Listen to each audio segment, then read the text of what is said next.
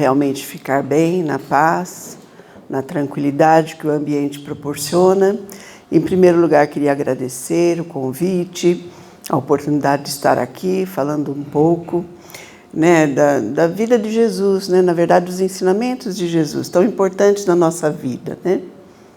Tá bom? Então a gente vai procurar hoje falar um pouquinho dessa passagem, mas antes de mais nada, eu queria dizer que é o seguinte, vocês estão estudando, né? Toda semana eu tenho visto as bem-aventuranças. Então, é uma das passagens de Jesus mais importantes de todo o Evangelho.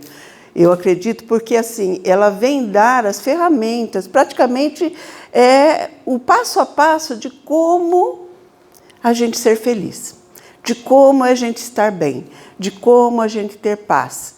Porque acredito eu, né? Quando Jesus fala, verão a Deus, chegarão no reino de Deus, né? O que é esse reino de Deus, né? Reino de Deus, a gente pode até achar, né?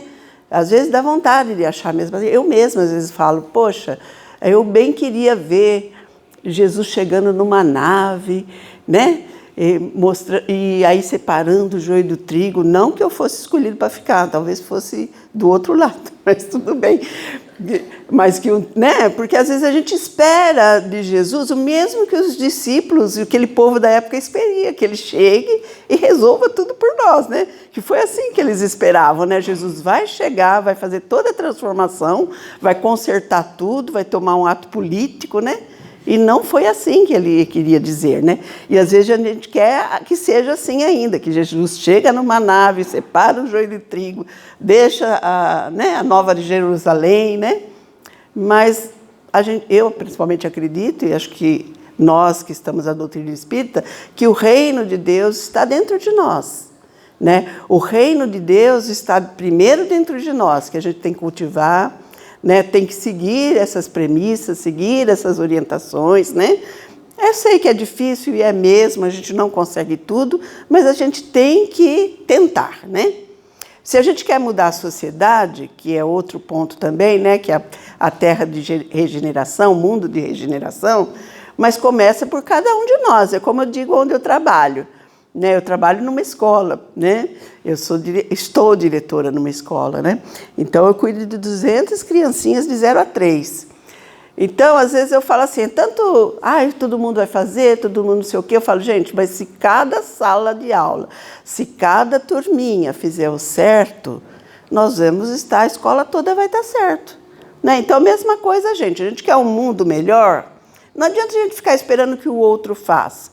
Porque desde que eu me conheço por gente, que o mundo tem que ser melhor. Sempre ouvi isso. E parece que nunca está, né? De um ponto de vista, muitas coisas melhoraram, mas nem sempre tudo. Então, assim, cada um de nós, façamos a nossa parte, né? Façamos o nosso melhor. Então, construímos esse reino de Deus dentro de nós, certamente que o mundo vai ser melhor, porque todo mundo tentando fazer o melhor, o mundo certamente vai ser melhor, né? Então, é isso. E no capítulo 8, né? Então, vamos falar. No capítulo 8 fala de uma passagem de Jesus que é no monte... Jesus. No Sermão do Monte, que é na Galileia, né? Quando ele estava... É um local, hoje é o norte de Israel. Então, onde ele falou de todas as bem-aventuranças. E nesse momento, vocês sabem que muitos seguiam Jesus. Eram centenas de pessoas que seguiam Jesus. Então, a gente tem que entender primeiro por que será que os discípulos não permitiram, não quiseram permitir que fossem até Jesus. Né? Então, vamos entender isso. Primeiro lugar, porque talvez pensasse que eles não tinham condições de entender o que Jesus estava falando? Será que as crianças não entenderiam? Será que ia atrapalhar, né? Enfim, até a gente vai entender que a criança no passado, e não num passado muito distante, então imagine na época de Jesus, no ano 31 nós estamos falando. O Sermão do Monte aconteceu no ano 31, que Jesus pregou dos 30 aos 33 anos, e o Sermão do Monte no ano 31. Então, vocês imaginam que a criança naquela época era um vir a ser. Ele não tem nada a ver com a criança de hoje, né? Então, o jeito como se via a criança tinha essa preocupação, talvez, né? E aí Jesus disse que podia deixá-los, ir até eles, e que abençoou eles, né? Então, enfim, acariciou, e dizendo que aquelas que só entrariam no reino dos céus, né? Quem se assemelhasse àquela criança. E é isso que foi lido agora há pouco. Na verdade, será que Jesus estava falando da criança? Porque Jesus sabe que o espírito que está naquela criança é um espírito, às vezes até mais velho que a gente. É um espírito que já viveu, já teve, né, já fez o bem, já fez o mal, não se sabe, né? E eu que lido dentro da educação, eu sei muito bem. Eu analiso muito, eu vejo as crianças. Cada um com uma personalidade diferente. Então, elas nascem com personalidades diferentes. Então, em algumas você pode ver paz, amor, tranquilidade, aquele que salva uma formiga. Mas você vê em outras que não é bem assim. Né? Não é bem assim. Então, vem com as coisas de vidas passadas, né? Também. Experiências passadas. Então, certamente que Jesus não estava falando exatamente daquela criança em si. Mas, como disse também, né? Do fato da criança, na sua, né, totalidade, ela vem com esquecimento do passado. Então, ela reencarna, ela esquece tudo que fez no passado, e isso, como diz a passagem ali do Evangelho, é bom para os dois lados, é bom porque ela não sabe quem ela foi, porque ela esqueceu tudo, e é bom para a família que a recebe, porque ela vem bonitinha, cheirosinha, lindinha, frágil, necessitando de afeto, necessitando de carinho, necessitando de auxílio para tudo, né? Para se trocar, para comer, para tudo.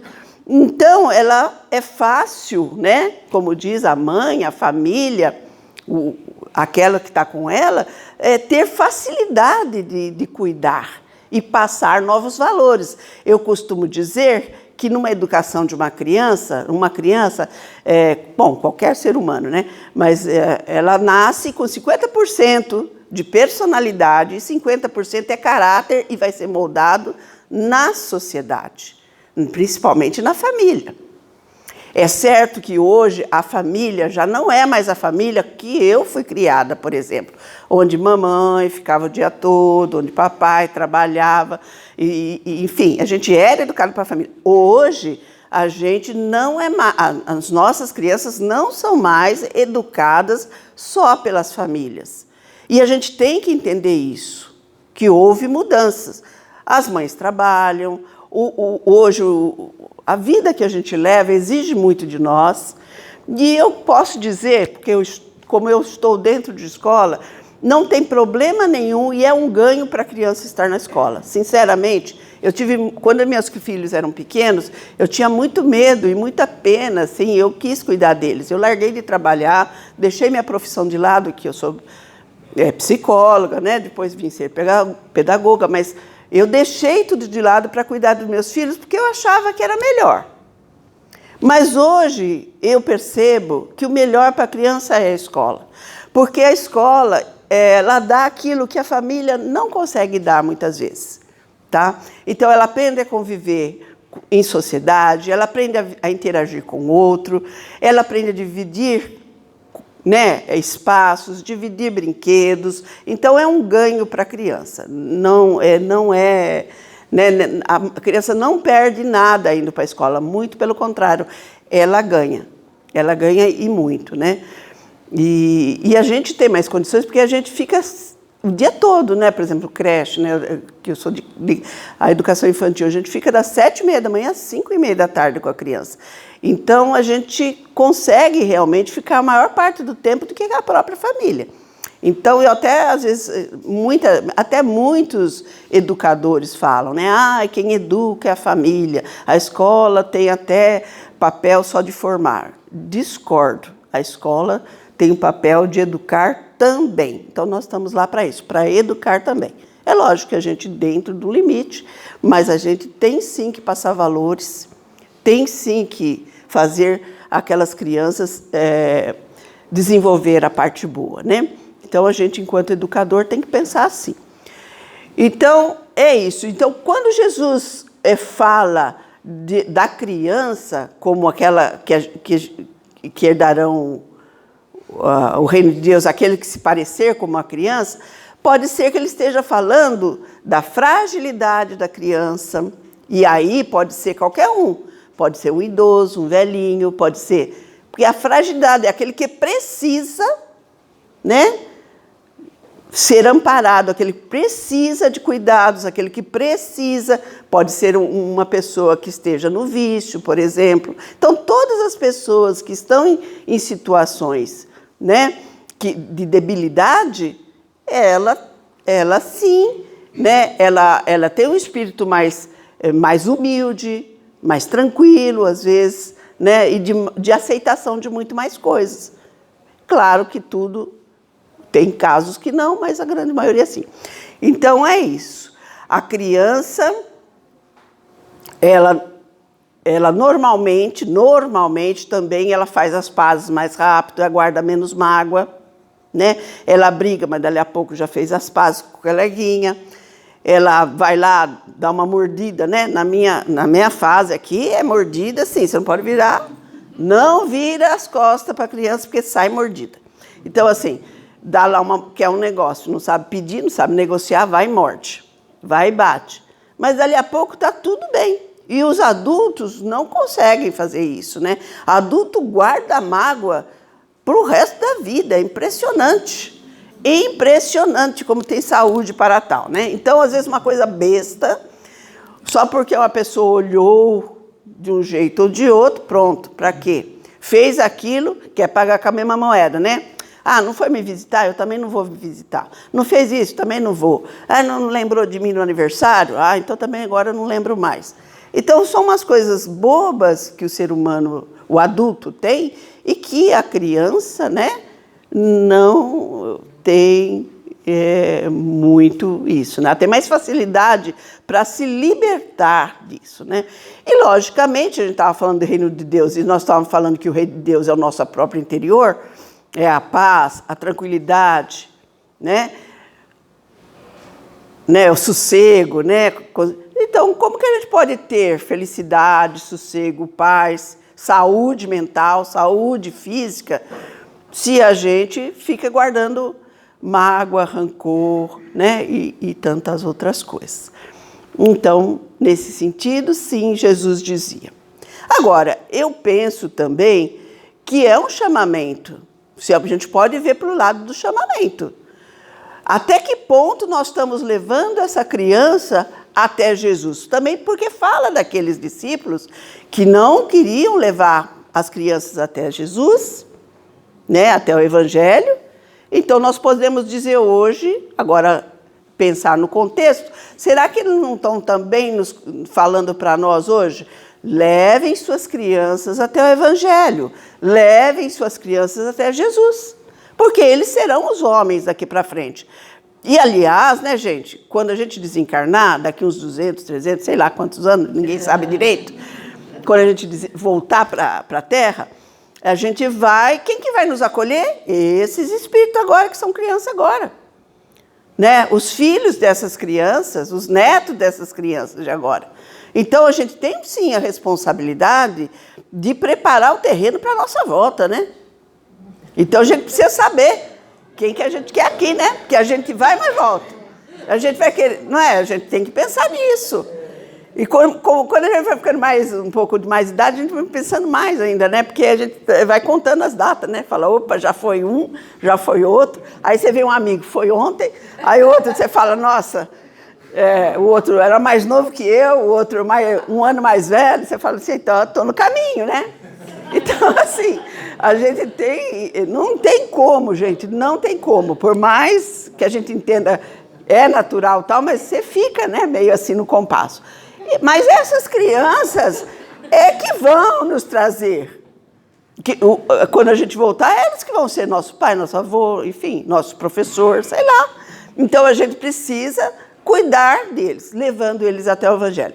Eu costumo dizer, eu sei que toda casa de oração, né, tem seu trabalho com a infância e é muito legal, e é legal também, mas eu falo um pouco além disso. Além disso, nós, enquanto sociedade, enquanto família, enquanto escola, também temos que passar os bons exemplos. Também que não seja, às vezes, para nós que temos religiosidade, a gente tem obrigação, né?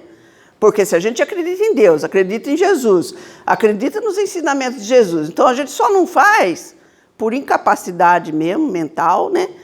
Tá bom, às vezes não dá, espiritual que seja, ou porque a gente é acomodado, porque o conhecimento a gente tem, não adianta a gente falar que não tem, né? Então, isso a gente não pode dizer. Agora, se um outro lá não acredita em Deus, acha que morreu, acabou, tal, aí menos mal, mas ele ainda tem uma coisa na filosofia que chama-se ética, e ele tem obrigação de saber o que é certo, e todo mundo sabe o que é certo e errado, independente de ter religião ou não. Todo mundo traz de si a consciência do certo e do errado. Então ele precisa fazer e ele precisa transmitir isso para as crianças. E numa sociedade justa, onde a gente quer o bem das crianças, e agora eu vou falar naquilo que eu milito um pouco, que é a segurança integral da criança, né? A gente tem que dar escola para todos.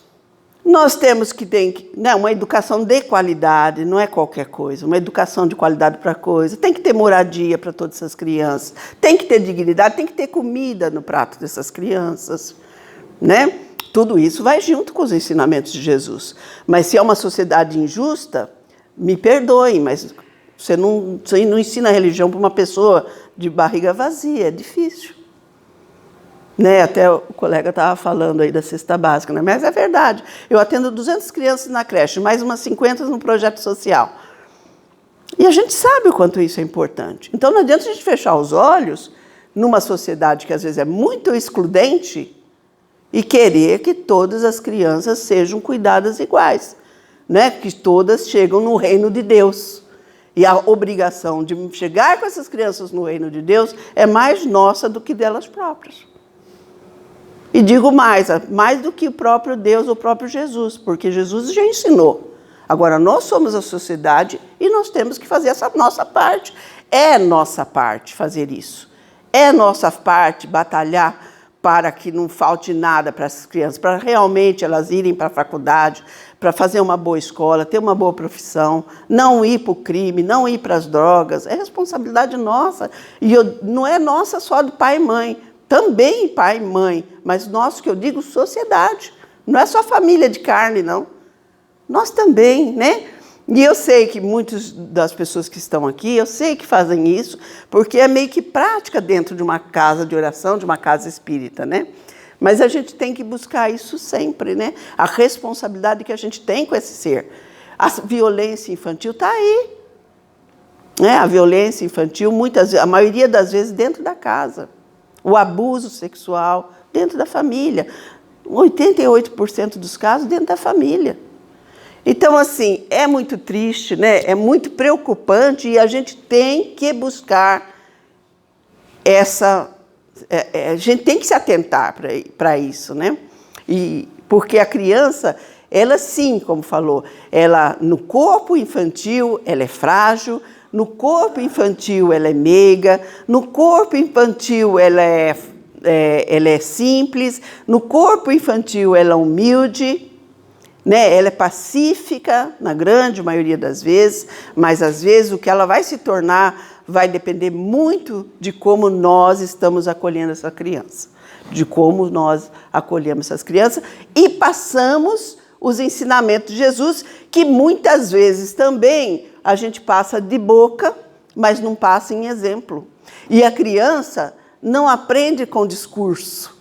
A criança aprende porque ela vê, como diz Vygotsky, né, um grande teórico da educação, que trabalha que a gente aprende com o outro por aproximação, né? A gente aprende, a criança aprende com o exemplo, com aquilo que ela está vendo. Não adianta eu falar, não minta, por exemplo, não minta.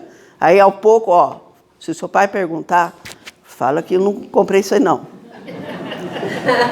Não é assim?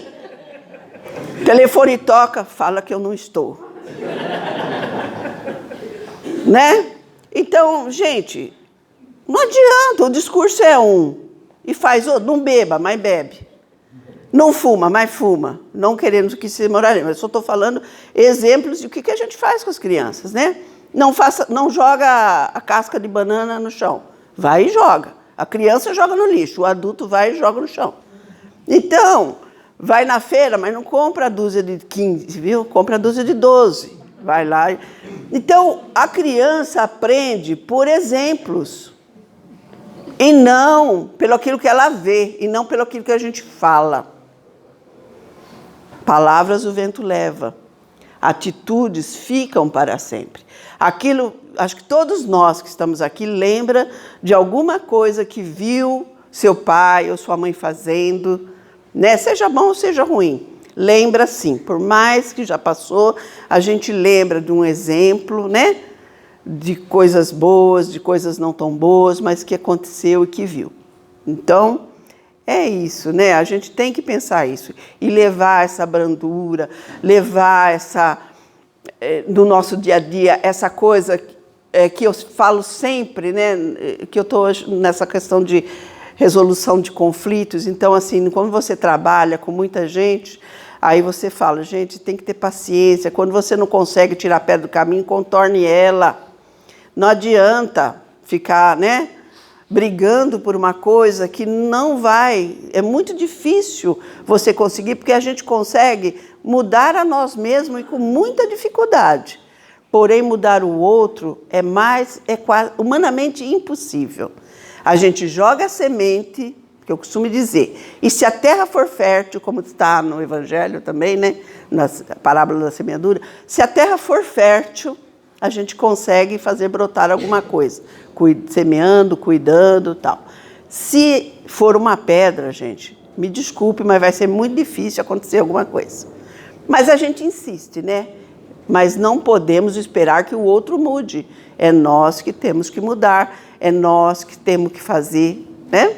Então, é isso. Eu acho que o mundo está aí, né? A gente está nele, a responsabilidade nossa é grande. As crianças estão aí, elas vêm em forma de filhos, de netos, de sobrinhos, de alunos, né? Enfim, e a gente tem esta responsabilidade sim, e a gente pode sim fazer muito, né, gente? É isso. Acho que... Estou na hora, né? Eu acho que o chamamento, talvez, que eu diria o mais importante hoje para nós é isso. O que nós estamos fazendo com as nossas crianças? O que nós podemos fazer mais para as nossas crianças serem realmente homens de bem, né? Daqui a 10 anos, 20 anos, 30 anos, e não temos lá na frente passar por tanta coisa que a gente passa hoje, né? Inclusive. Aí não adianta, né? Então, é isso. Que no coração de cada um de nós brote a chame de cuidar das crianças. De uma forma, levando sempre os bons exemplos, né?